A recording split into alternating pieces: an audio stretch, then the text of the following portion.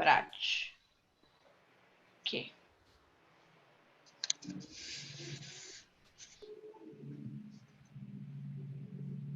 Ok. Começando? Sim. Boa tarde a todas e todos. Com muita alegria, eu quero agradecer à Brat a oportunidade desta conversa, um presente na realidade, em especial a nossa presidente, Alessandra Camarano, incansável na condução da nossa associação, uma liderança de grande destaque para todos nós, advogadas e advogados trabalhistas. A nossa diretora da Escola da Brat, Carla Patrícia, super parabéns pelas conversas promovidas pela escola. Nossa TEP, Associação Valorosa do Pará, capitaneada pelo Daniel, e um belo time de advogadas e advogados que lutam bravamente pela advocacia trabalhista do nosso estado. E hoje, nossos convidados, doutora Anjuli Tostes e Hugo Melo Filho. Anjuli é advogada, auditora da Controladoria Geral da União, bacharel em Relações Internacionais, especialista em Gestão Pública e doutoranda em Direito e Economia na Universidade de Lisboa, em Portugal. Autora de livros e artigos em temas relacionados a direito, economia e democracia. Integra a Secretaria de Relações Internacionais da ABJD, Associação Brasileira de Juristas pela Democracia.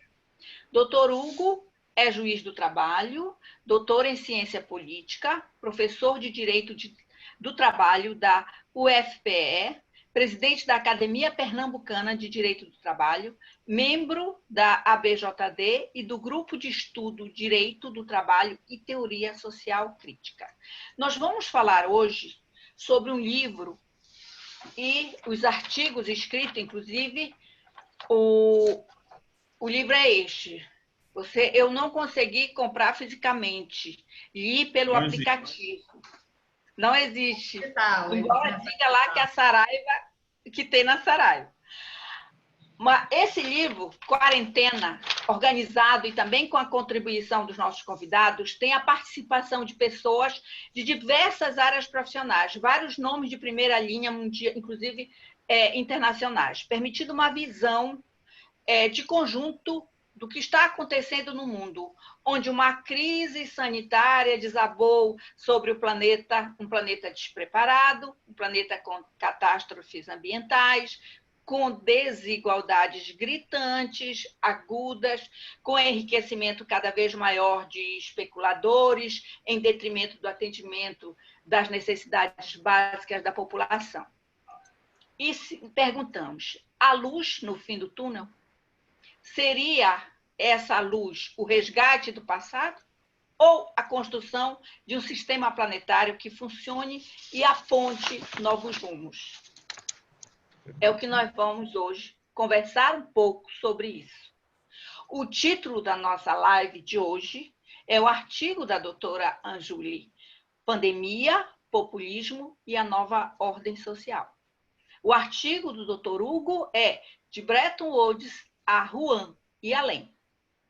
Vamos iniciar nossas considerações preliminares com nossos convidados. Com a palavra, a doutora Anjuli. Muito obrigada, Mari. Agradeço a introdução, a nossa apresentação, agradeço também a nossa amiga Alessandra Camarano e a Brat por esse convite, né? Essa possibilidade de dialogar um pouco sobre temas tão necessários, tão relevantes nesse momento. Você inicia a apresentação com uma pergunta provocativa, né? Há luz no fim do túnel? Eu me lembro que foi exatamente essa pergunta que eu me fiz, né? Quando saiu o resultado das eleições de 2018, né? Com a eleição do atual presidente, Jair Bolsonaro, e me peguei na necessidade de compreender um pouco melhor esse momento, esse contexto pelo qual nós estamos passando no Brasil, não só no Brasil, mas em várias partes do mundo também, e me aprofundar um pouco mais nisso. Hugo também tem pesquisado nesse tema, enfim, estudar a democracia já é algo que sempre esteve nas nossas linhas de investigação, mas acho que mais do que nunca nós precisamos, sim, acho que todos nós, né, enquanto cidadãos brasileiros, nos aprofundarmos para buscar essa luz no fim do túnel. Então, dar uma resposta a isso de forma objetiva é um pouco complexo, né? Acho que a gente pode contribuir com um esforço que cada um pode fazer para compor esse quadro, para compreender esse momento um pouco melhor, mas, de fato, nós precisamos fazer alguma coisa, né? É preciso fazer alguma coisa, é preciso sair dessa encruzilhada na qual o Brasil se colocou, na qual nos colocaram o povo brasileiro. Então, estamos à disposição para conversar um pouquinho sobre isso, sobre esses fenômenos que têm acontecido, como eu falei, no Brasil e no mundo, resultado de um paradigma econômico, grande parte resultado de um paradigma econômico adotado na década de 80 e que tem seus resultados de forma consolidada adotado na década de 80, com raiz na década de 70, mas que tem seus resultados muito claros aí na forma como se estrutura as sociedades ao redor do mundo. Uma extrema desigualdade, né? Então, vamos conversar um pouquinho sobre isso. E foi exatamente nessa linha que surgiu a ideia de produzir esse livro, porque essas reflexões que já vinham de antes foram agora aguçadas pelo problema da pandemia, né? Essa crise sanitária que também gerou uma crise de outras naturezas, crises políticas, crise econômica. E, a partir dessa perspectiva, é que nós convidamos vários autores brasileiros e estrangeiros para colaborar com essa obra, uma obra que tinha por pressuposto ser exclusivamente eletrônica e gratuita. Então, tem ainda. Por isso você não encontrou nem encontrará a versão física.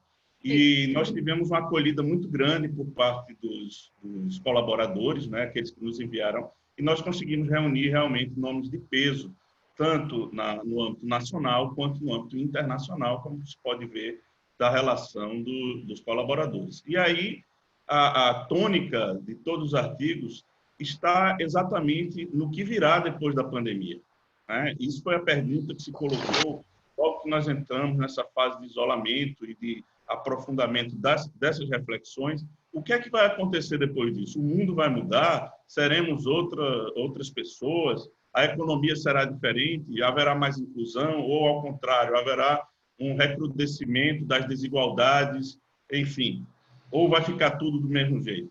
E foi logo no começo do isolamento que as pessoas, ali no calor, né, dessas novidades, produziram esses textos que nós coletamos e fechamos nessa obra Quarentena, reflexões sobre a pandemia e depois. Claro, além da coordenação, nós contribuímos com um artigo cada um e podemos tratar desses temas nesse bate-papo de hoje. Ótimo, perfeito, doutor. E eu vou provocar mais um pouquinho. Gostaria que a Anjúlia falasse sobre algo que ela escreveu que, assim, extremamente provocante. Ela diz o seguinte: a pandemia não provocará uma mudança profunda na sociedade. Bom, aí a gente já fica desanimado. Por que não vai? E o que vai provocar essa mudança? Perfeito, Mari. Obrigada pela pergunta. Nós, fazendo um apanhado histórico, né, das grandes transformações no mundo, é possível verificar que essas transformações elas aconteceram efetivamente graças à mudança nas relações sociais de produção, nas bases materiais da sociedade. E você vê, por exemplo,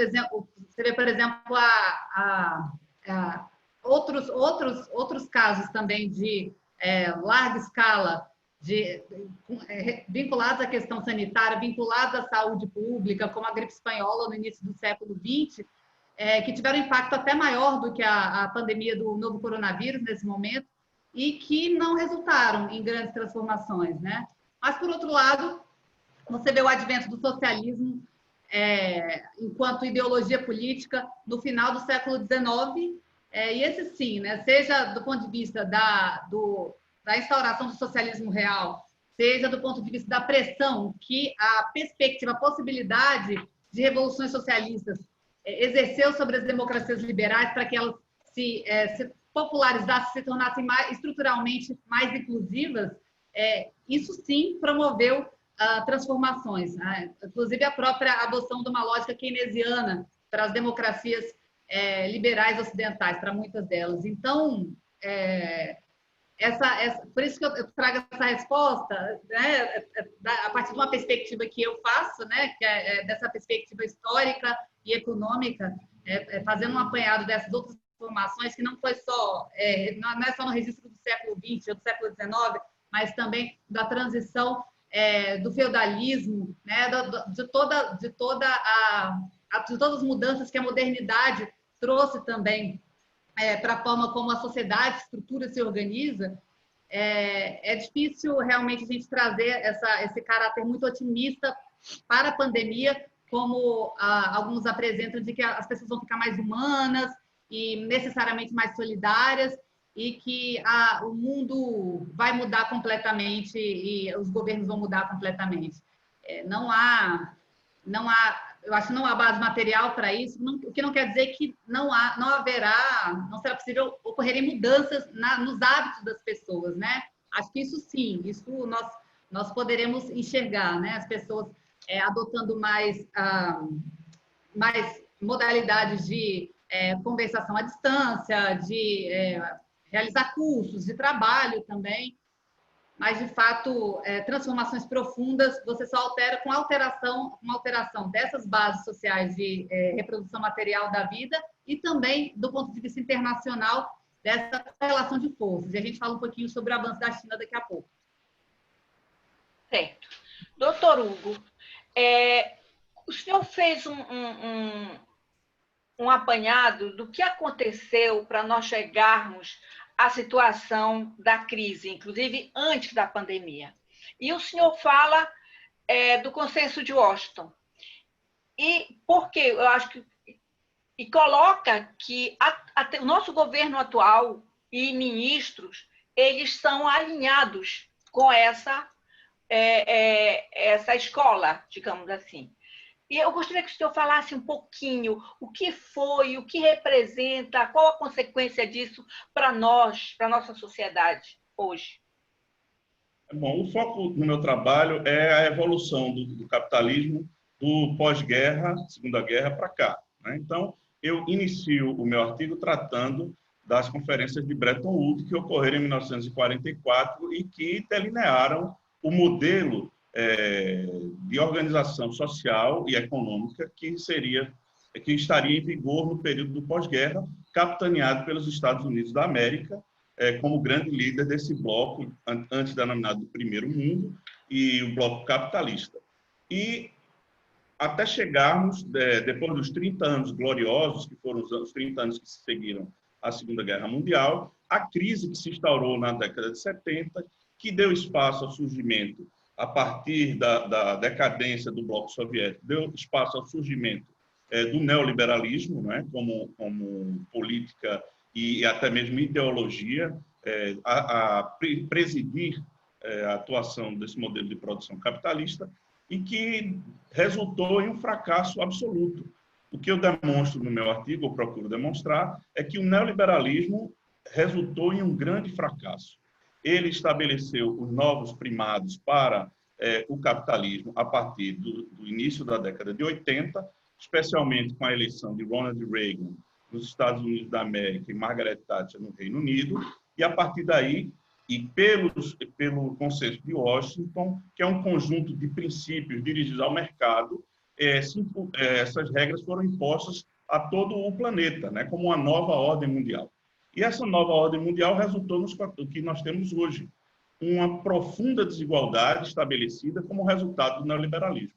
A ideia de não interferência do Estado nas relações privadas, a ideia da regularização dos preços pelo mercado, a ideia de que o Estado mínimo é o que impulsiona a economia e que gera a prosperidade, resultou no que nós temos hoje, uma ânsia por crescimento econômico que não corresponde a uma divisão, né, dos recursos que são conquistados. Ou seja, a divisão de renda não existe, de modo que o que gerou o neoliberalismo foi, a par de um crescimento econômico razoável, um absurdo aprofundamento da divisão social, com o empobrecimento de uns e o enriquecimento exagerado de outros. Para que vocês tenham uma ideia, no ano de 2015, pela primeira vez na história, nós tivemos que 1% da população mundial tinha mais patrimônio do que os 99% restantes, o que mostra uma desigualdade abissal,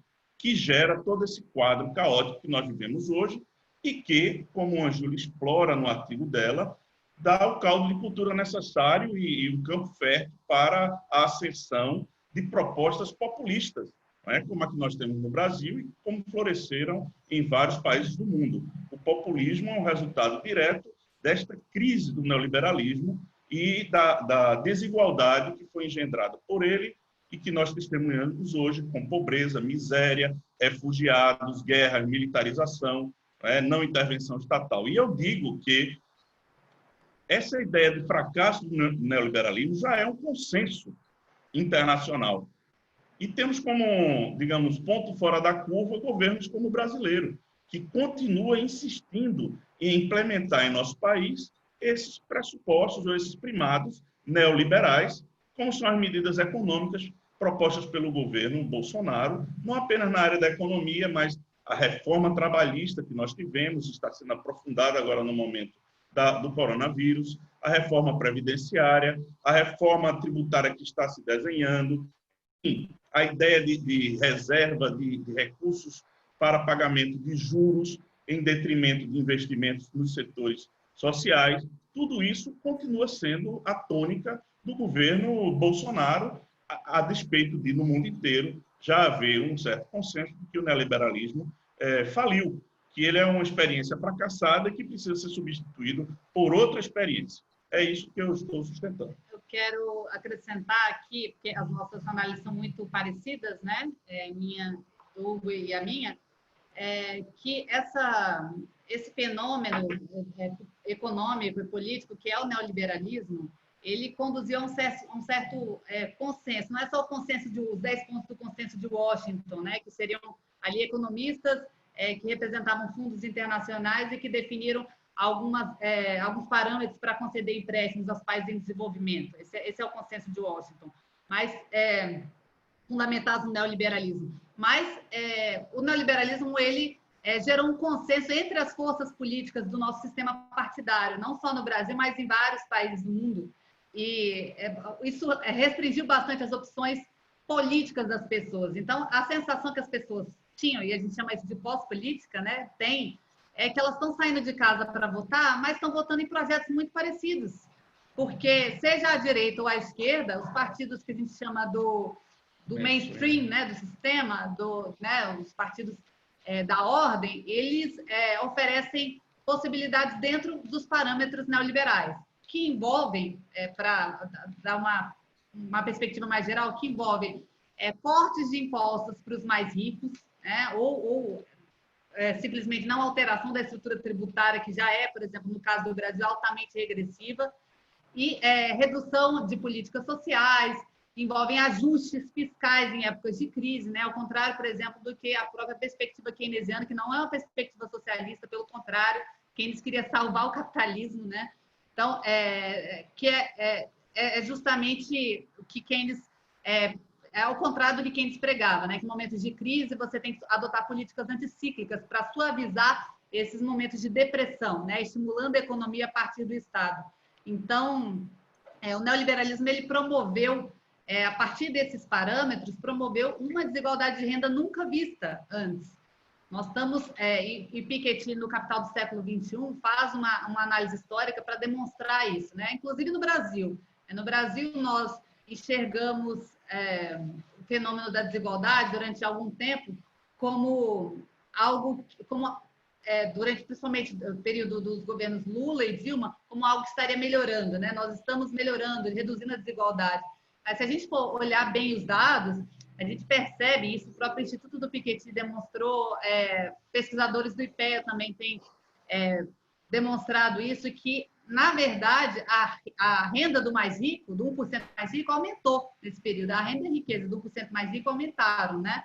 E isso é preocupante, porque você tem uma base da pirâmide que melhora pouco, 1%, cerca de 1%, 10% mais pobres, 10% a 20% mais pobres, melhoram um pouco, muito pouco. Você tem os mais ricos que melhoram uma proporção maior, bem maior, e temos aí a classe média que fica estagnada ou piora de situação. Então, uma redistribuição de renda, na verdade, que aconteceu da classe média para os mais pobres. Isso é realmente preocupante. Só para fechar esse ponto, o neoliberalismo ele trouxe uma ideia, né, carregou em si uma ideia de que o crescimento econômico levaria necessariamente ao desenvolvimento social, né? Isso, na verdade, não aconteceu. Então, essa questão dessa reformulação que o Hugo comenta com relação ao paradigma neoliberal, né? Se você for fazer o apanhado do desenvolvimento das sociedades da década de 80 para cá, você vê que o progresso social não aconteceu, que essa promessa do neoliberalismo não se concretizou. Inclusive, nós temos países em que há uma correlação oposta, né? Ou seja, quanto maior o crescimento, menor foi o desenvolvimento social. E eu até recomendo o The Inclusive Development Index, que é do World Economic Forum de 2018. Ele mostra isso, né? Ele mostra como que os índices sociais e mesmo de distribuição de renda nos países não acompanharam o crescimento econômico. Qual seria, então, a alternativa? O que nós poderíamos pensar assim? Seria o quê? Qual seria o capitalismo? Ele existe a possibilidade de conviver com uma sociedade, como é que se diz? Sustentável, inclusiva, uma sociabilidade sustentável, inclusiva, ou não tem jeito e a gente tem que partir para outra. Aí qual seria essa outra? Veja, o modelo capitalista, ele admite, em certos momentos, uma maior distribuição e, portanto, uma melhoria dos padrões sociais, né? Uma evolução social. Mas isso é uma questão sempre de natureza conjuntural. Se você pretende reformular em sentido definitivo, você tem que alterar seu ponto de vista estrutural. E aí nós temos que partir para outras soluções distintas do capitalismo. Há diversas opiniões aí já colocadas nesse período de pandemia, né? Há os que estão enxergando um retorno do keynesianismo, né? Que traria, evidentemente, uma maior distribuição de renda, a melhoria da condição social, até o ressurgimento, talvez, do Estado social que pudesse assegurar melhores condições, o welfare state ou algo parecido com isso. Mas nós sabemos que o keynesianismo foi um momento, uma etapa do capitalismo recente, uma etapa, digamos, de diástole, a qual se seguiu uma sístole violentíssima, que é exatamente o neoliberalismo. Então, não parece que essa vai ser a solução. O Zizek, que inclusive contribui nesse livro, ele imagina um novo comunismo, diferente do comunismo do que nós tivemos, a experiência histórica pós-capitalista do chamado Segundo Mundo. E ele diz isso na expectativa de que, com essa Covid, as pessoas terão maior possibilidade de fiscalização dos dirigentes, maior possibilidade de participação nas decisões do Estado, e com isso nós caminharíamos para uma nova espécie de comunismo. E há o modelo que já está posto aí, o modelo chinês, né?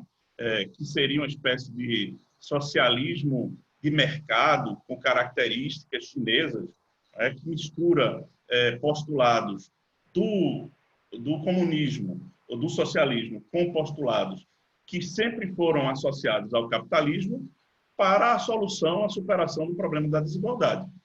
Os chineses têm dito que o mercado não é uma propriedade do capitalismo.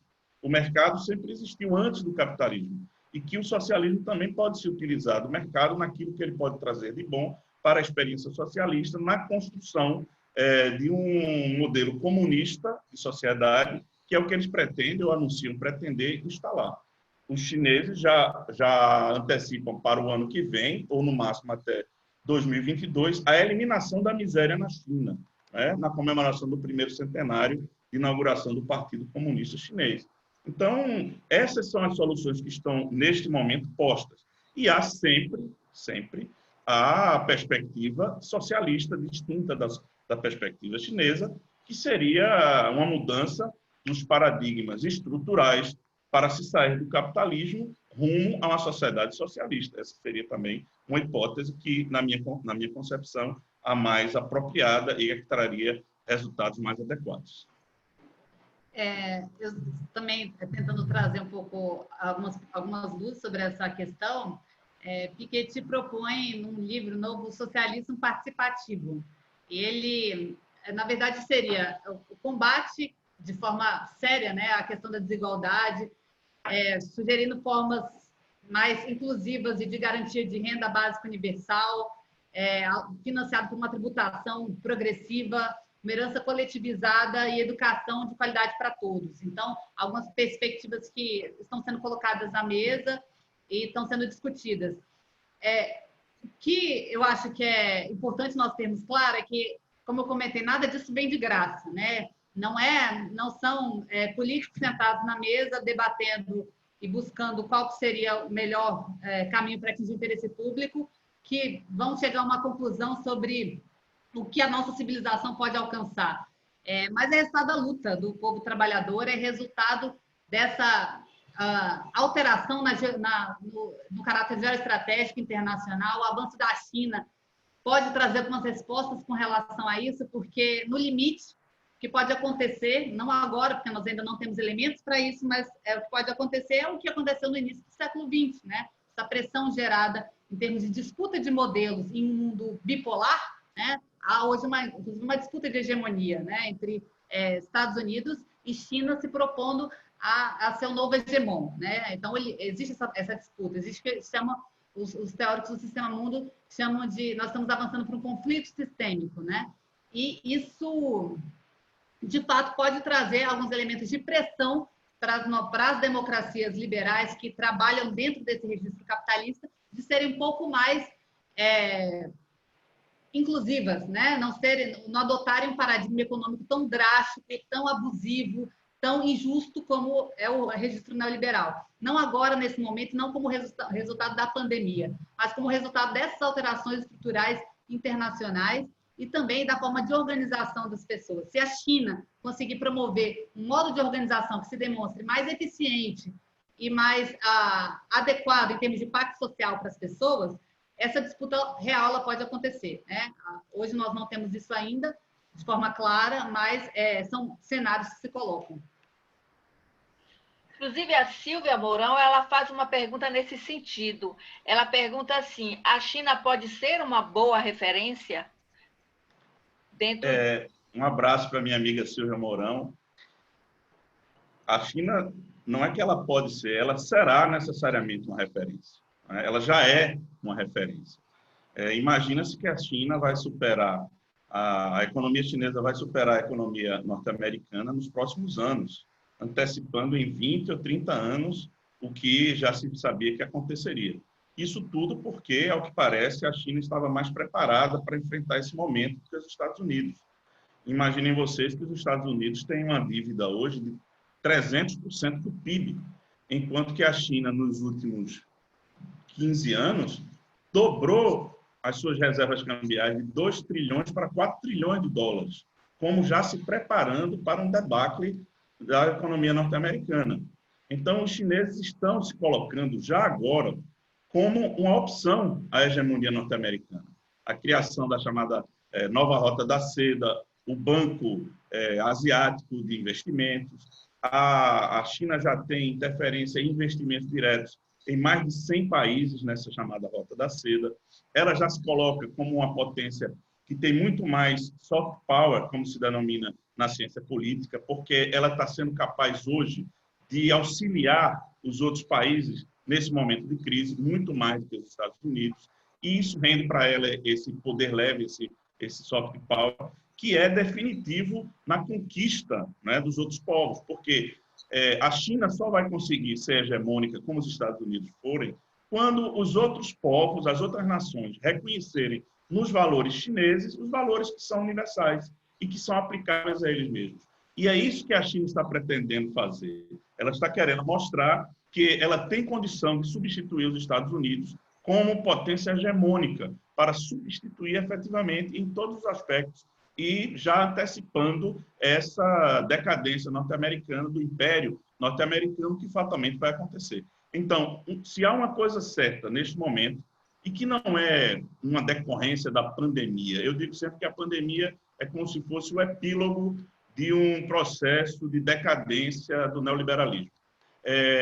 Essa decadência do neoliberalismo, essa constatação do fracasso do neoliberalismo, ela trará necessariamente as luzes para o modelo chinês como uma opção e, mais do que tudo, ela guiará a China à condição de elemento hegemônico nesse contexto geopolítico, e todos os países têm que estar atentos a isso. Infelizmente, o Brasil, pelo seu governo, parece que não se apercebeu dessa realidade ainda. E a China, só mais um aspecto, a China é um exemplo gritante de que o consenso de Washington ele é falho, né? A própria economia da China ela é bastante estruturada, inclusive isso é uma coisa que o senso comum percebe de outra maneira, né? Mas ela é bastante estruturada na intervenção estatal, são 1.500 empresas, grandes conglomerados chineses que têm na própria direção membros do Partido Comunista Chinês. Isso aumentou com Xi Jinping, não diminuiu com Xi Jinping, que é a atual liderança que conduz a Revolução Chinesa. E ele jamais negava a Revolução, nem na época de Deng Xiaoping se negou a Revolução. Pelo contrário, existe uma leitura de que essa é a primeira fase do socialismo, né, que a China estaria na primeira fase do socialismo, em condução a um mundo comunista. Isso é lido, o socialismo de mercado, com características chinesas, enfim, é lido por aqueles que querem deslegitimar o socialismo chinês como uma virada ao capitalismo, né? Agora, a adoção de mecanismos de mercado pelo socialismo, ela é uma forma de readequação desses esforços por uma sociedade que consiga distribuir melhor, alocar melhor os bens comuns, os bens para o povo, enfim, os bens e os meios de produção de uma forma mais inteligente. Não é um abandono dessas diretrizes socialistas, das diretrizes comunistas. Pelo contrário, o que a PES tentou colocar é que o socialismo real é só aquele que naufragou em algum momento, né? Esse socialismo que está se colocando aí como uma perspectiva de ser uma nova hegemonia no nosso século, no século XXI, seria, na verdade, uma outra forma de capitalismo. Então, a gente não pode perder de vista que existe muita manipulação ideológica também nessa discussão sobre o debate de qual vai ser o papel da China. Século XXI, não tenho dúvida nenhuma de que vai ser o século da China. Qualquer análise que você faça do crescimento chinês e da forma como ele tem se estruturado nos últimos anos deixa isso muito claro e, como eu falei, é um desafio para o paradigma neoliberal. E algo assim muito interessante que tanto a China quanto Cuba demonstraram, que é a questão da solidariedade além das suas fronteiras, né? Algo que a gente não via e que é muito bom, é muito bem-vindo, e que talvez por aí até se pudesse ter a esperança de realmente uma mudança diante do que está acontecendo, né? Só que se vê também o contraponto. Eu estava até, quando você falou, eu estava vendo o quanto está sendo forte o preconceito com relação aos asiáticos, né? Existe um estímulo a isso. Isso faz parte justamente dessa desconstrução de uma nova forma, de uma nova ordem, digamos assim, né? A outra pergunta Bolsonaro estaria sendo suportado por causa da agenda econômica. Como vocês acham que se alteraria essa agenda? Olha, né, no atual momento, essa agenda não dá sinais de que será alterada. Pelo contrário, o ministro da Economia insiste a todo momento nos mesmos pressupostos neoliberais, né, na escola de Chicago, onde ele se formou, e que é algo totalmente anacrônico. Não se aplicam mais esses pressupostos em nenhum lugar do planeta, a não ser aqui no Brasil, pelas mãos de Paulo Guedes. Então, enquanto ele for ministro da Economia, acredito que não haverá mudança.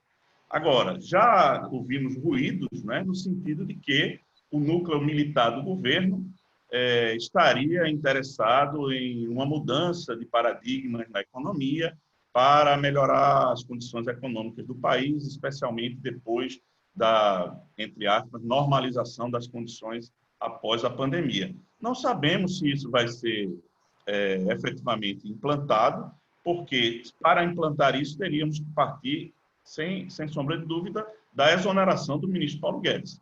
Então, essa é a questão central. E eu não acredito que isso venha acontecer a curto prazo, porque o ministro Paulo Guedes representa os interesses dos grandes conglomerados econômicos. Esses são os que toleram Bolsonaro e só o toleram por conta dessa condução econômica. O neoliberalismo continua sendo interessante para esses que são os mais ricos de todos, porque esses é que estão se tornando ainda mais ricos. A concentração só faz aumentar com esses pressupostos neoliberais. Enquanto Paulo Guedes estiver fazendo isso, pela cartilha da Escola de Chicago, o governo será tolerado pelos grandes conglomerados econômicos. Se isso deixar de acontecer, aí sim, ele vai perder esse esteio no âmbito da economia, e isso poderá determinar a sua saída, ou até mesmo a queda de Bolsonaro, como você menciona no início da pergunta. A ver, não temos isso claro. Parece que as coisas mudaram bastante, né? A política, já se disse isso, é como nuvens que mudam a cada instante de formato no céu.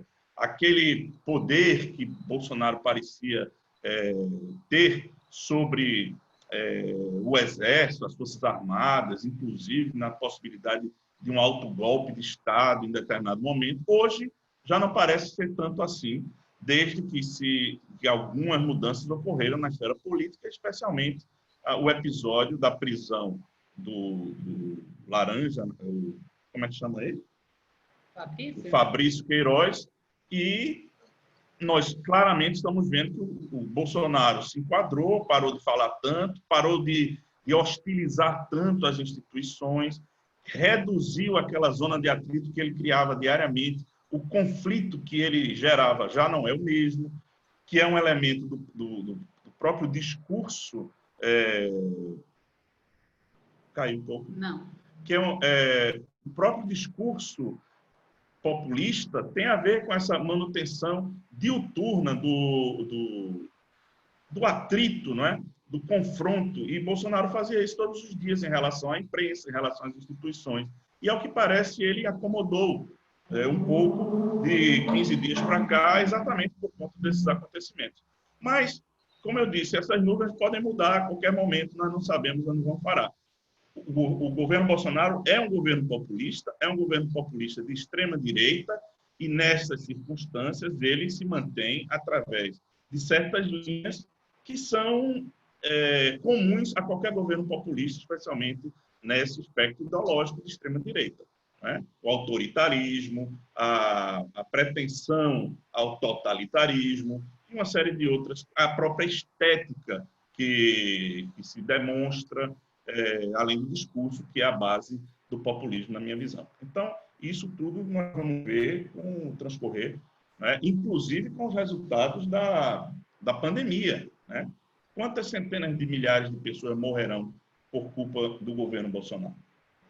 É importante também sublinhar que o populismo ele não necessariamente tem uma conotação negativa, né? Diferente do que teóricos das ciências sociais da década de 60 trouxeram. Então, o próprio Laclau, que reconstruiu esse conceito, que é Ernesto Laclau, que é um teórico argentino, inclusive a fundamentação teórica dele serviu para lançar as bases para partidos como Podemos, na Espanha, de esquerda, né? De centro-esquerda e de esquerda, enfim.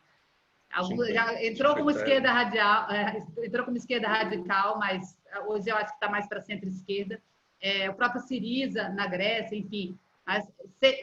Existem até diálogos hoje sendo feitos com o Mélenchon, da França Submissa, com a própria Chantal Mouffe, que é outra teórica também, que defende o populismo de esquerda. Ela até tem um livro, For a Left Populism. O fato é que o populismo ele é alguns chamam de ideologia fina, outros de estratégia, de lógica, mas que conduz a essa dicotomia, né, entre uma elite e o povo, né? Então, uma elite que manipula as instituições, que manipula a mídia, que né, se utiliza desse poder que ela tem para, de forma antidemocrática, fazer prevalecer os seus desejos, os seus interesses. Pode ter uma leitura tanto à direita quanto à esquerda, mas é um fato que esse conflito direto com as instituições, né, até como forma, método de governo, é bem característico do registro populista. Laclau, até para citar, ele tratava do populismo até como uma força social emancipatória por meio do qual os grupos marginalizados poderiam desafiar estruturas de poder dominantes. Então, o que eu acho que é relevante, o Hugo trouxe isso muito bem na fala dele, é que existe uma incidência, o populismo ele proporciona uma incidência na disputa de hegemonia, né, entre ideológica, de uma ideologia com relação ao povo. Então, ele consegue conduzir a um maior alinhamento da compreensão, da interpretação do povo sobre os fenômenos do que outras ideologias finas que nós encontramos. Laclau chama isso de significantes vazios. Então, termos como democracia, povo, ricos, pobres, que são termos que têm conceitos que têm grande apelo social, eles são vazios por si mesmos de conteúdo. E a hegemonia ela se daria nessa vinculação entre esses termos e o uno lacaniano, que é o centro ideológico de cada ideologia. E o populismo ele age a partir disso. Ele age quando algumas condições sociais estão colocadas. Teóricos têm apontado cada vez mais a correlação entre a percepção da desigualdade, de pactos sociais disfuncionais e o surgimento do populismo como fenômeno. É um pouco do que a gente viu aqui no Brasil, né? Esse é um fator explicativo, a questão da desigualdade. Outro fator explicativo também é o que eu já trouxe, que é a pós-política, né? Que promoveu esse igualamento, essa equivalência entre as diferentes forças políticas num sistema partidário pouco responsivo. Enfim, existem alguns elementos que são trazidos por diferentes teóricos, mas o fato é que o populismo ele tem crescido como fenômeno, no Brasil vai crescer, e as forças democráticas precisam compreender o que é isso e como responder democraticamente para que essa força, esse fenômeno seja traduzido, essa crítica à democracia liberal, que no fundo ele é uma crítica à democracia liberal, a forma como ela se opera, né, a forma como as instituições operam, sirva para aprofundar a democracia, não para romper, para converter países, como a preocupação que o Hugo traz, em autocracias, né, como nós vimos na Hungria, estamos vendo na Polônia, enfim, e em outras partes do mundo também. Inclusive, Anjuli, você fala que a esquerda brasileira ela não aproveitou a janela da oportunidade populista, né? E acabou deixando o caminho livre para a extrema-direita. Comenta um pouquinho isso. Existe nessas sociedades produtos do neoliberalismo, desses quase 50 anos de neoliberalismo, um gap muito grande, né? Um espaço muito grande em termos do que se prometeu e do que foi de fato cumprido. Então, nós temos uma ideologia neoliberal que prometia um crescimento exponencial com melhoria de vida para todos. Na verdade, a parcela que melhorou de vida ela é muito pequena, ela é mínima. Então, nós temos uma elite que melhorou e boa parte da população permaneceu estagnada. E alguns, inclusive, pioraram, muitos pioraram também. Então, existe uma estratificação diferente de país para país, mas esse é um cenário que de uma forma geral, ele espalhado. Você pegar um país em que o neoliberalismo deu certo é muito difícil, né? A não ser que ele se aproveite da miséria de outros países, mas se você for ver, temos absolutos para o crescimento, mas em termos relativos internamente, também deu muito errado. É o caso dos Estados Unidos, por exemplo, né? Apesar de você ter em termos absolutos de crescimento, tem uma geração de desalentados aí com a ordem que é muito grande. E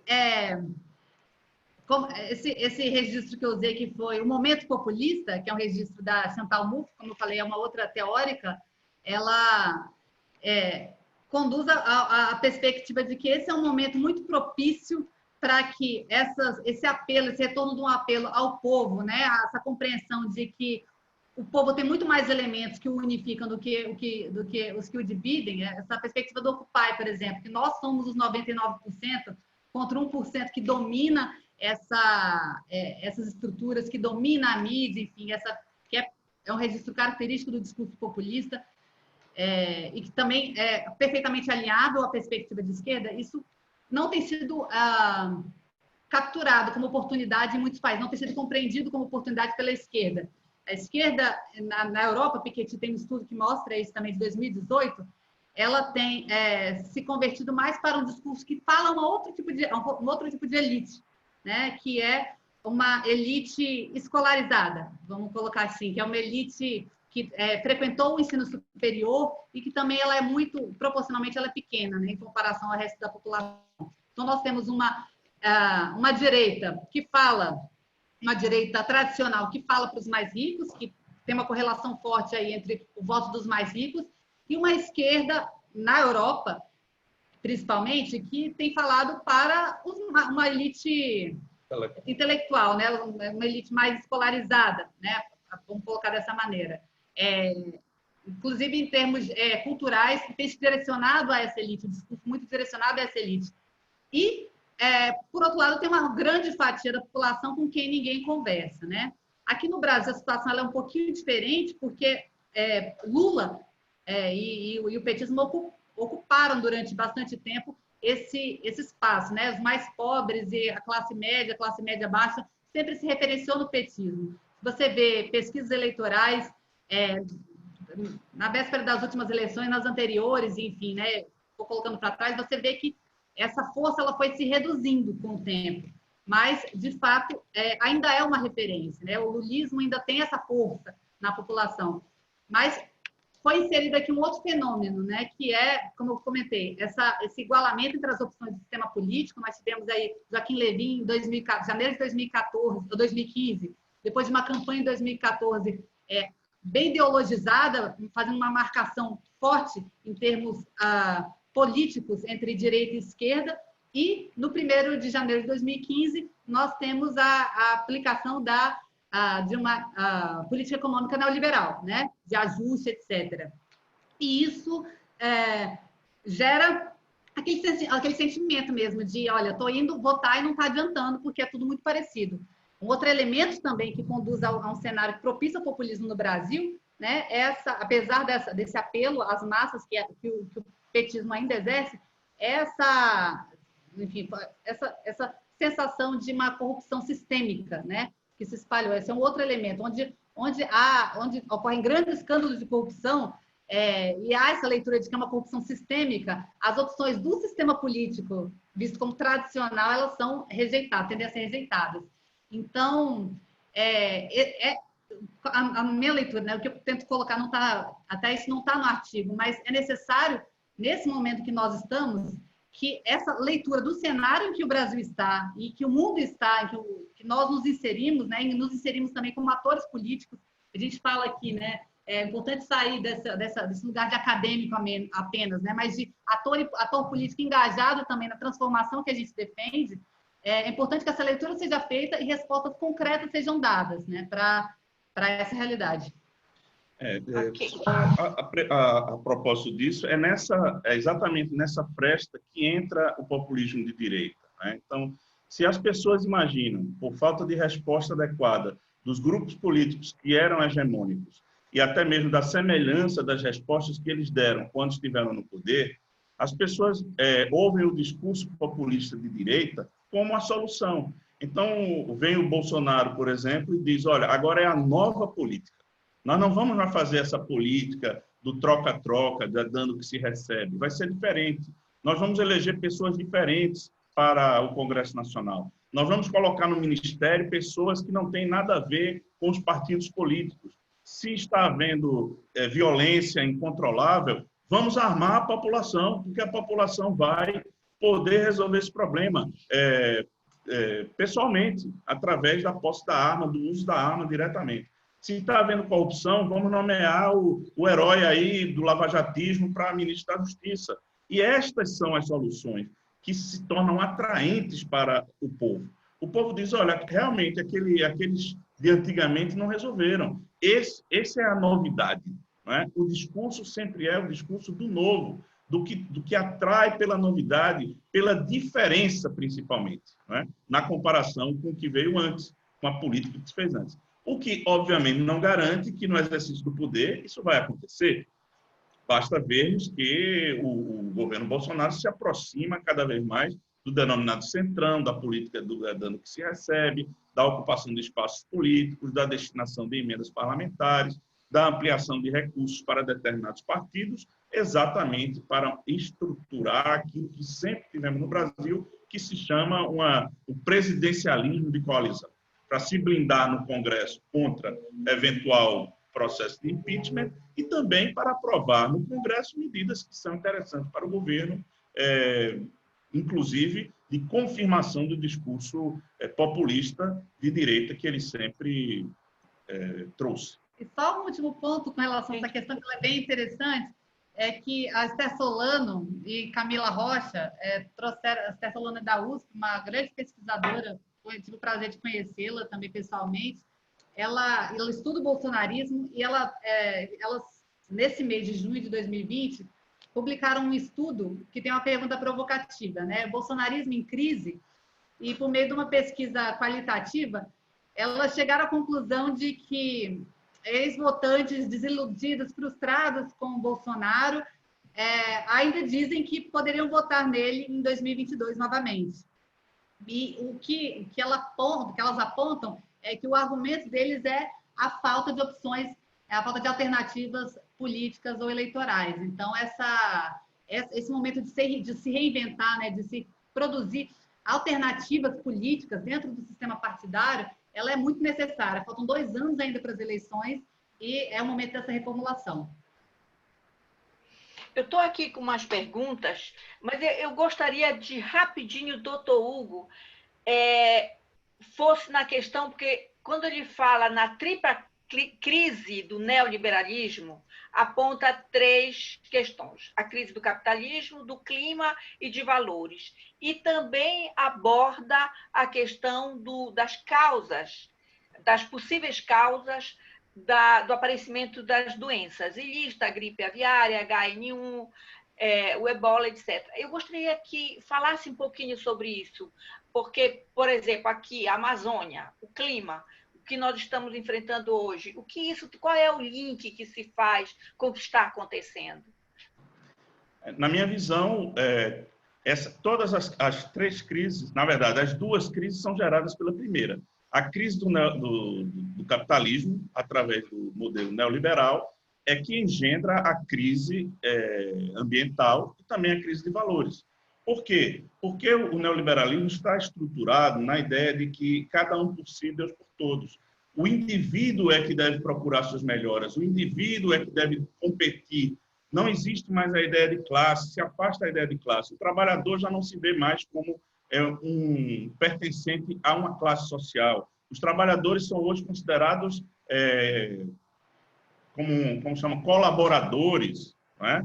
São colaboradores associados. As próprias empresas já afastam a ideia do trabalhador empregado. Isso gera um comportamento extremamente egoísta por parte das pessoas, que representa a mudança absoluta de valores em relação ao que se tinha no passado e ao que se tem em outros modelos, como o modelo socialista, que está mais voltado para a ideia da valorização do coletivo em detrimento do individual. Em segundo lugar, a busca sem freios por crescimento econômico leva à degeneração da natureza, à degeneração do meio ambiente. Não é? Então, você vai com a expansão da fronteira agrícola, com a eliminação da floresta, com a derrubada de floresta, a ocupação de espaços que antes eram florestas para a criação de gado, para a criação de outros animais, para plantação de soja. Isso necessariamente vai gerar um desequilíbrio ecológico, não é? A criação de forma intensiva, em condições absolutamente precárias, de porcos, de aves, em vários lugares do mundo, não apenas na China. Na Espanha você tem mais porcos do que pessoas. Em vários lugares do mundo você tem mais aves do que gente. não é só a China que isso existe, mas na China também, essa criação intensiva de culturas em que se está com a condição adequada para o desenvolvimento de toda sorte desses agentes, né, como vírus, bactérias e outros. Esta crise da coronavírus, ela foi anunciada há muito tempo, eu falo disso. Há discursos de Barack Obama nesse sentido, né? Há discursos de várias pessoas advertindo, olha, daqui a alguns anos vão surgir problemas dessa natureza. E os estados capitalistas não se prepararam para isso, embora soubessem que isso ia acontecer. Porque na cabeça do governante que implementa a ideologia neoliberal, vão morrer algumas pessoas, mas e daí? O importante é que a economia continue funcionando adequadamente. Ontem, ou antes de ontem, a China já avisou que foi encontrado um novo coronavírus na criação de porcos lá, e que esse novo coronavírus pode gerar uma nova pandemia em pouco tempo. E parece que isso vai ser uma constante em nossa realidade. Ou bem, os estados, os governos se voltam para se aparelhar para o enfrentamento dessa nova realidade, né, da sazonalidade de pandemias, ou nós estaremos numa situação muito difícil, porque ninguém sabe que cepa de vírus será essa, se ela será mais agressiva, se ela matará menos, se ela matará mais. Enfim, está em risco a própria existência, né, da humanidade nessa perspectiva, como resultado da ânsia por crescimento econômico, sem a necessária distribuição de renda, sem o aparelhamento dos hospitais, sem a existência de sistemas únicos de saúde. Você vê, nos Estados Unidos, as pessoas estão se curando e, quando saem do hospital, descobrem que estão devendo milhares e milhares de dólares que não vão ter como pagar.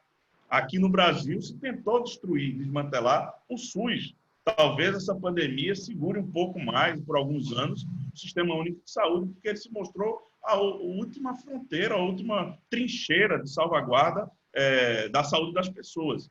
Então, ou bem, mudamos esse conceito ou essa prática neoliberal para um processo de investimento maciço em políticas públicas destinadas à saúde, à educação, ou bem, desistimos dessa ideia desenfreada de crescimento a qualquer custo, de derrubada da mata, de criação de...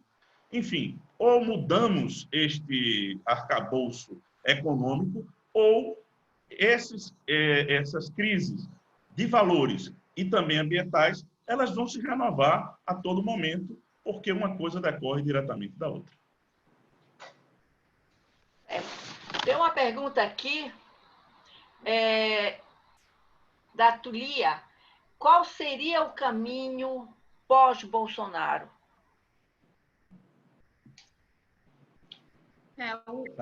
Eu não vejo outro caminho a não ser a democratização radical do país, né? Eu acho que a única forma, de fato, de nós conseguirmos transformações reais, ela passa necessariamente por uma maior inclusão, né? Isso, como eu comentei, não vem se não for por meio da luta, né? E essa luta ela precisa ser consolidada a partir de mecanismos de participação que atravessem o Estado, que façam com que essas conquistas populares elas se convertam também em conquistas sociais, se convertam também em conquistas políticas, né? Nós precisamos de uma alteração profunda da nossa Constituição, promovendo mecanismos de participação direta, de tomada de decisão, que incluam os grupos marginalizados no poder. Isso, como eu falei, eu acho que não adianta que a gente seja ingênuo e pensar que os fenômenos no Brasil acontecem de forma de que a gente tem a capacidade de conduzir essa transformação ignorando todo o resto do mundo, né? Assim, nós vamos produzir socialismo no Brasil e acabou, né? Apesar de todo o resto do mundo estar se conduzindo num caminho diferente. Isso não é possível. Então, como eu comentei no início, a gente vai depender muito do que vai acontecer com a China, dessa disputa hegemônica que vai se dar no próximo período, mas também da nossa capacidade, eu acho que nisso nós temos alguma gestão, da nossa capacidade, enquanto forças democráticas, de lermos esses eventos, esses fatos que nós já temos em termos de pesquisa empírica, que tem muita coisa sobre as novas clivagens surgidas com o processo de modernização, sobre esses novos fenômenos que tem, aliás, fenômenos que já existiam, mas que têm se espraiado nesse momento, que é o caso do populismo, entender um pouco melhor esse contexto e perceber como se situar. Aí eu acho que um sucesso eleitoral, por exemplo, ainda que não um sucesso em termos de paradigma, né? Nós não vamos conquistar um novo paradigma por meio das eleições, não tem essa ilusão, mas um sucesso eleitoral em 2022, para trazer um pós-Bolsonaro, por exemplo, para tirar Bolsonaro, ou até antes disso, no impeachment, vai depender, sim, de nós termos opções no sistema partidário que falem de novo com as maiorias, né? Que busquem essas maiorias sociais e políticas do Brasil, do nosso país, que é um país muito plural, um país amplo, com, enfim, culturas muito diferentes. Nós não podemos falar apenas para uma elite cultural, que é o que, mimetizando a experiência das esquerdas europeias, parte da esquerda brasileira tem feito, né? Nós não podemos esquecer também, nos olvidar da questão econômica. A preocupação econômica, ela é muito presente para essas classes mais baixas, porque elas ficaram esquecidas nesse processo de modernização. E quem está falando com elas, né? Quem está conversando sobre isso, quem está propondo com relação a isso? A nossa esquerda precisa falar, né? As forças populares, as forças progressistas no poder precisam falar mais diretamente a respeito dessas questões e trazer de volta a relevância da inclusão social como um aspecto central, né? Nós precisamos falar com essa multidão de desalentados que está hoje votando no bolsonarismo. Mesmo que, como eu falei, ainda tem muita gente que se referencia no petismo, isso é fato. Você olha as pesquisas, você percebe ainda que haja uma busca de Bolsonaro pelos estratos socialmente menos favorecidos. Se percebe uma mudança no discurso, uma mudança na composição da base dele. Ainda que ele faça essa busca, a esquerda também precisa fazer essa busca e fazer essa disputa real, né? Mas essa disputa real não pode abrir mão disso, não pode se acomodar de falar para os seus, de falar mais do mesmo e não buscar conquistar essas pessoas que hoje estão muito, muito desalentadas com a ordem e com as opções do sistema partidário. Eu estou de pleno acordo, só que qualquer que seja o pós-Bolsonaro, ou até mais, o pós-bolsonarismo, né? Porque nada assegura que uma eventual saída de Bolsonaro vai mudar o quadro de forma absoluta, mas qualquer que seja o caminho, o pós-bolsonarismo será de reconstrução das instituições. Porque Bolsonaro veio para desmantelar as instituições, desacreditar ainda mais as instituições como forma de implementar do zero ou recomeçar do zero a partir dos pressupostos que ele entende que são os corretos, né? De um autoritarismo populista. Então, na minha visão, o trabalho vai ser grande de reorganização das instituições, de restauração das instituições. Parece até cômico, mas Bolsonaro colocou em cada uma das pastas o antípoda do que deveria ser. Então, no meio ambiente, ele bota um inimigo do meio ambiente, um camarada aliado dos madeireiros. No Ministério das Mulheres e Direitos Humanos, bota uma pastora que vê Jesus na goiabeira, que é contra, que é racista, que é homofóbica. Enfim, isso parece até piada de mau gosto, mas foi exatamente o que ele fez. Não é? Em todos os ministérios foi isso que aconteceu. Então, isso precisa ser restaurado. E mais do que tudo, precisa ser restaurada a confiança nas instituições. Porque o discurso bolsonarista é digamos assim, desconstrução dos poderes do Estado, do Supremo Tribunal Federal, do Congresso Nacional e das instituições em geral. E uma democracia, qualquer que seja a ideologia predominante, ela não se sustenta se não houver confiança das pessoas nas instituições que são o arcabouço dessa estrutura democrática. Se as pessoas não confiam, a democracia simplesmente não existirá. Hoje nós temos, felizmente, 82% das pessoas que são contra essas ameaças ao Supremo, fechamento do Supremo, do Congresso Nacional. Isso está nas pesquisas. Felizmente, temos isso. Mas temos quase 20% que são a favor. Imagine você, se esse grau de insatisfação e de desconfiança, essa falta de credibilidade das instituições se amplia num discurso dessa natureza, o que nós vamos ter é basicamente a destruição dos pilares que sustentam o próprio regime democrático do Estado Democrático de Direito. Acrescentando um ponto ao ponto que o Hugo acrescentou, que assim, penso que hoje o maior desafio que nós temos é o desafio da equidade, né? De reduzir esse gap, essa diferença que existe entre o topo da pirâmide e a base. Isso é só a partir de uma perspectiva inclusiva que é possível conferir uma maior legitimidade ao pacto social, né? Essa crise de credibilidade das instituições ela é anterior a Bolsonaro. Bolsonaro ele reforça isso porque ele aproveita algo que já existe, né? Então, nós temos os latinobarômetros já demonstrando há muito tempo, 2017, 2018, 2015, que as nossas instituições estão no nível mínimo, né? Na época de Temer, o governo chegou a ter 3% de credibilidade, para a gente ter um parâmetro. Então, e não só, o Congresso Nacional, o Judiciário, enfim, ainda que com oscilações, existe uma descrença muito grande da população com relação às instituições, porque essas instituições, elas materializam uma ordem que ela está sendo questionada, porque é uma ordem que defende o pacto social, visto, interpretado pelas pessoas como injusto. Então, nosso desafio, como eu falei, o desafio da equidade é de conferir maior legitimidade a esse pacto social a partir da redução da desigualdade e da garantia de direitos. Então, só com o reequilíbrio dessas dimensões, das dimensões do poder econômico e do poder político, ou seja, que reduza essa intensa influência do poder econômico, essa captura do poder político pelo poder econômico, é que nós poderemos ver transformações efetivas. Estamos, infelizmente, caminhando para o final. Bem. Eu até queria citar que o Beluso escreveu no artigo dele algo interessante, de uma postagem de um amigo dele, que diz assim: nós acreditávamos que o medo da morte convertia ateus em crentes, mas, na verdade, convertem os neoliberais em keynesianos. Quem são os nossos keynesianos? A Globo, o Dória. Não é verdade? Eu tenho um artigo que é laissez-faire, mas só quando a gente quer. São os keynesianos, de ocasião, né? Então, até se quiser procurar, eu faço essa mesma crítica. A questão é muito incerta em termos de consequências. Um editorial do Financial Times de abril previu o seguinte, que do jeito que ocorreu depois da Segunda Guerra, os grandes líderes mundiais, após o final dessa pandemia, vão se reunir para redesenhar a geopolítica, para redesenhar os valores macroeconômicos, etc.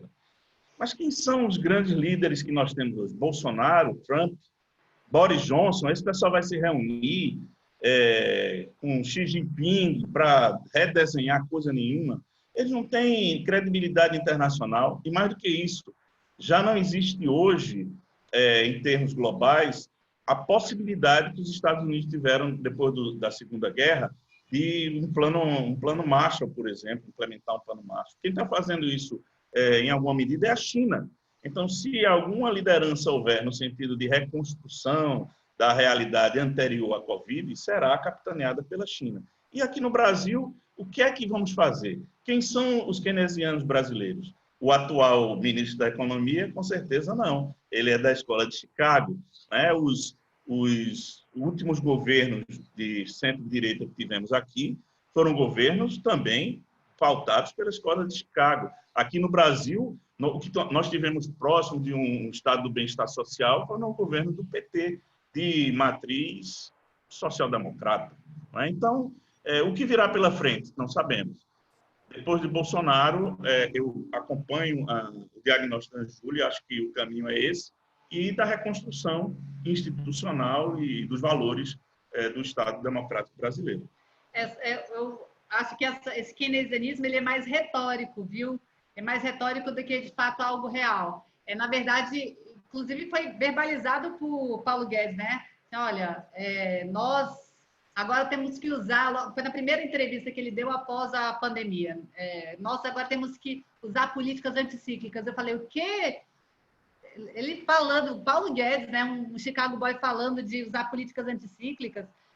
Na verdade, isso você percebe também na fala de outros empresários, que eles querem aproveitar esse momento para capturar o patrimônio público para essas empresas, para essas grandes empresas. Então, eles querem investimento público, sim, neles, né? E aí você vê 31 bilhões que foram, 31 bilhões de dólares, né? 161 bilhões de reais, dados de presente, praticamente, pelo Banco Central para esses grandes operadores financeiros. Isso foi com a intenção de ampliar a possibilidade de crédito para as micro e pequenas empresas, mas nós já vimos, isso é com base na lógica do trickle down, né, do gotejamento, que isso chegaria até a base, nós já vimos que isso é falha, é mentiroso, já foi divulgado em outros países que é mentiroso, tentaram aplicar nos Estados Unidos, e aqui não foi diferente. Né? Mais uma vez, um argumento utilizado para favorecer os mais ricos, a elite de sempre, e eu acho que esse é o grande problema, né? Nós não estamos vendo pessoas falando seriamente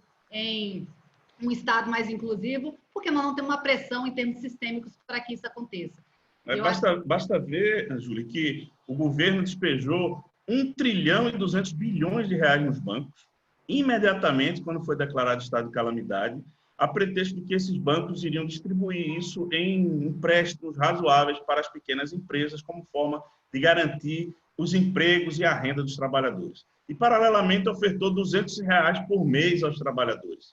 Nem os R$200 a oposição transformou em 600 e agora quer prorrogar contra o interesse do governo, e 1 trilhão e 200 milhões não foi absolutamente distribuído.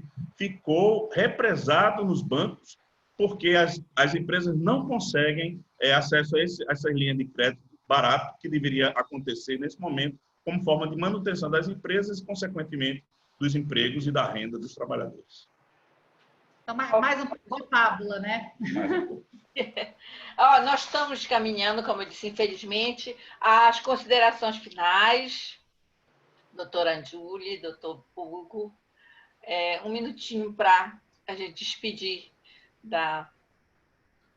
Eu quero encerrar dizendo que nós não podemos perder esperança na transformação que o país precisa. Acho que todos nós precisamos compreender que fazemos parte desse processo e dar nossa contribuição para que isso aconteça, né? Não desistir da luta nunca, não desistir da crença de que é possível uma sociedade diferente, é possível um pacto social diferente e fazer a nossa parte. Eu acho que no momento de pandemia, as pessoas, de fato, ficam um pouco mais solidárias, de fato, começam a refletir um pouco mais sobre a realidade. É um momento bom para acessar essas pessoas, para conversar. Nunca foi tão necessário diálogo com aquele que é diferente, inclusive, com aquele que pensa diferente da gente. Então, vamos aproveitar esse momento, apesar de fisicamente distantes, mas de proximidade, por meio de outros mecanismos. Gente que está lá, às vezes, no sul do país, você consegue ficar mais próximo no momento de pandemia, graças à tecnologia, e para conversar com essas pessoas e trazê-las para uma perspectiva de aprofundamento democrático. Acho que nunca foi tão necessário conversar. Eu estou na mesma linha. Nós somos testemunhas oculares de um momento muito relevante da história, né? Um momento de crise que costuma ser uma encruzilhada. Nós trilharemos um caminho ou outro caminho. O diagnóstico que podemos fazer hoje ele é muito desfavorável sobre todos os aspectos, né? E ele pode trazer ou delinear um certo pessimismo em relação ao que vai acontecer. Mas, como já disse o velho comunista, nós, ainda que sejamos pessimistas no diagnóstico, precisamos sempre ser otimistas na luta. E por isso é que nós continuamos lutando. Cada um fazendo a sua parte, mais do que pode eventualmente pensar que é capaz de fazer, eu tenho certeza que, com esse otimismo na luta, nós teremos como alcançar um resultado bem melhor do que o que nós temos até aqui. Agradeço muitíssimo a oportunidade. Muito obrigada. Um grande abraço para você. Mesmo, obrigada, Brati. Um abração para a Alessandra, os amigos que estão aí ouvindo, e os meus cumprimentos à Brati, essa grande entidade dos advogados trabalhistas do Brasil, que eu admiro tanto e com a qual converso há tantas décadas já. É uma grande alegria sempre. Obrigada a todos e todas que acompanharam. Vamos continuar conversando aí, né? A gente vai promover outros espaços também desse tipo de debate e queremos que vocês continuem com a gente. Estaremos, com certeza. Muito obrigada. Agradeço a todas e todos que vieram, que nos assistiram, aos diretores da ABRAT, da ATEP, do nosso escritório em Belém, das associações do Brasil todo, dos movimentos sociais, das pessoas queridas do nosso dia a dia. Eu vou finalizar com uma reflexão do Papa Francisco, falando para uma praça lá em São Pedro, deserta. Na nossa avidez de lucro, deixamos-nos absorver pelas coisas e transtornar pela pressa. Não nos detivemos perante os teus apelos. Não despertamos face a guerras e injustiças planetárias. Não ouvimos o grito dos pobres e do nosso planeta gravemente enfermo. Avançamos, destemidos, pensando que continuaríamos sempre saudáveis no mundo doente. Achamos que seríamos capazes de nos salvar sozinhos e não percebemos que ninguém se salva sozinho. Obrigada, amigos. Ninguém é uma Até ilha. a oportunidade. Tchau. Tchau. Obrigada.